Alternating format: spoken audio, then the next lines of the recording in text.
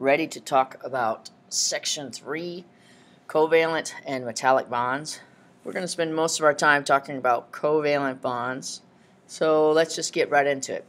So first of all, covalent bonds are different from ionic bonds in that covalent bonds share electrons rather than gaining or losing electrons. Let's think about the name covalent. Co meaning shared, and valent meaning, of course, valence electrons. So valence electrons are shared in between atoms of different elements. And a covalent bond occurs between two nonmetals. All right, so a nonmetal plus a nonmetal gives us a covalent bond. And it also results in the formation of molecules.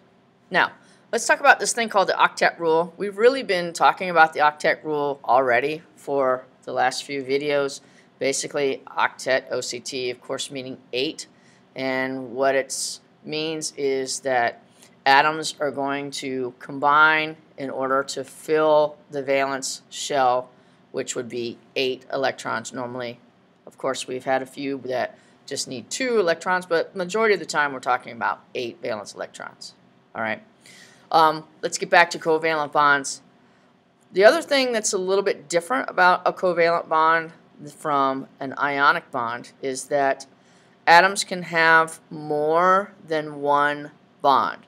Okay, so what this means is that the number of electrons that an element needs to fulfill its valence shell is equal to the number of covalent bonds. For example, hydrogen has 1 valence electron, therefore it needs 1 electron to fill its outer energy level, so it can make 1 covalent bond.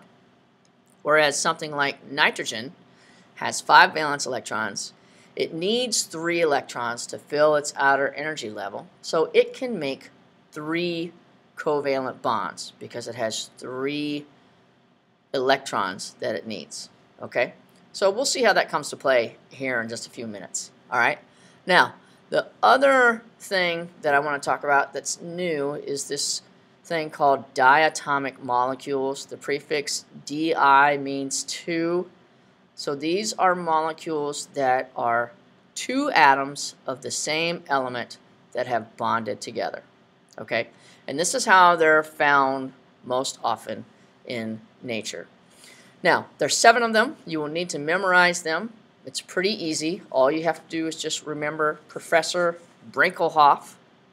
All right, the Br stands for bromine, the I is iodine, the N is nitrogen, the Cl is chlorine, H for hydrogen, O for oxygen, and F for fluorine. Okay? Again, you need to memorize these. All right, let's move on. Let's talk about triple bonds and double bonds. Okay, this kind of goes along with the number of bonds we were talking about just a minute ago. Okay, here's the thing. When you have a double bond, this is when atoms are sharing 2 pairs of electrons. All right, make sure you get that. There are 2 pairs of electrons. Not just 2 electrons, but 2 pairs. So that's a total of 4 electrons. All right, a triple bond, you have 3 pairs of electrons. So that's a total of 6 electrons that are being shared. All right, the key there is that it's pairs of electrons. And again, you'll see how that works here in just a few minutes. Now, let's talk about naming covalent compounds.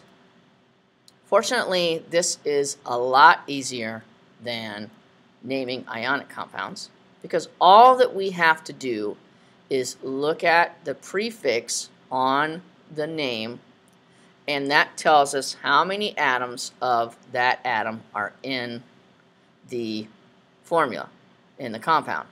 Okay, so we have these prefixes: mono, di, tri, tetra, penta, hexa, which is 1 through 6. The prefixes actually go all the way up to 10, but for us, we're just going to go from 1 to 6. Okay, and then again, of course, the last element in the compound is going to change to that ide, the IDE ending. All right, so like oxygen would be oxide, hydrogen would be hydride, that sort of thing. All right.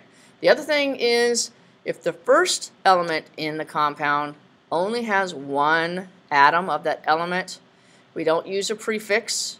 It's just the name of the element. Remember, that name represents one atom of that element. All right? So here's an example. Let's take H2O. We know H2O is water, but really the correct name is dihydrogen monoxide. So you've got the di for the 2, and then mono, or for this, in this case, it's just mon. Whoops, let's get rid of that.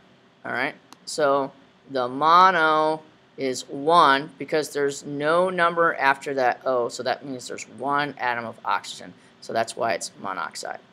Okay, pretty simple. Let's try some and see how it goes. Okay, all right, so first we have CO. C, of course, is carbon, and O is oxygen. So since there's no number after the C, we can say that it's just carbon. And since there's no number after the O, we're going to go monoxide. You probably already knew that because carbon monoxide is pretty common. All right, let's look at number 2. So we have PH3. P, of course, stands for phosphorus. All right, let's make that a P. Phosphorus. And since there's 3 hydrogens, we're going to say trihydride.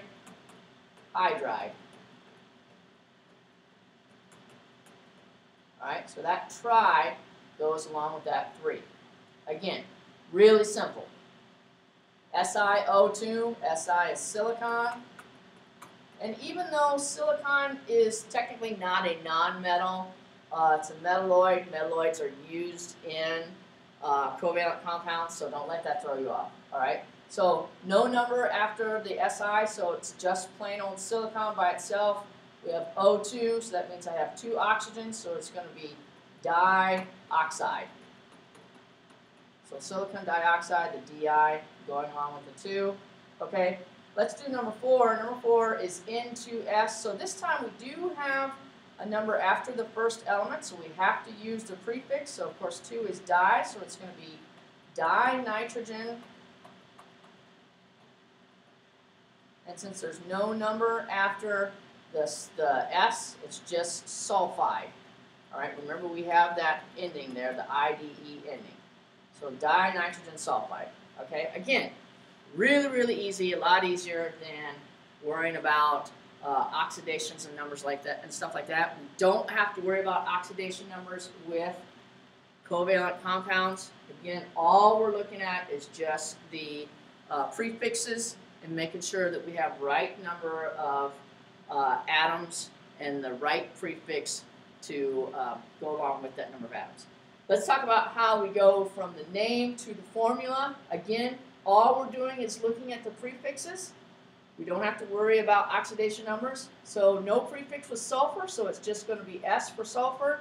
I have dibromide. Again, di means 2, so it's Br2. So sulfur dibromide is SBr2. Super easy. Nitrogen trichloride, no prefix with nitrogen, so it's just N. Tri meaning 3. All right, so it's Cl3. So the tri and the 3, they match together. Phosphorus pentafluoride. All right, again, nothing with phosphorus, no prefix, so it's just P.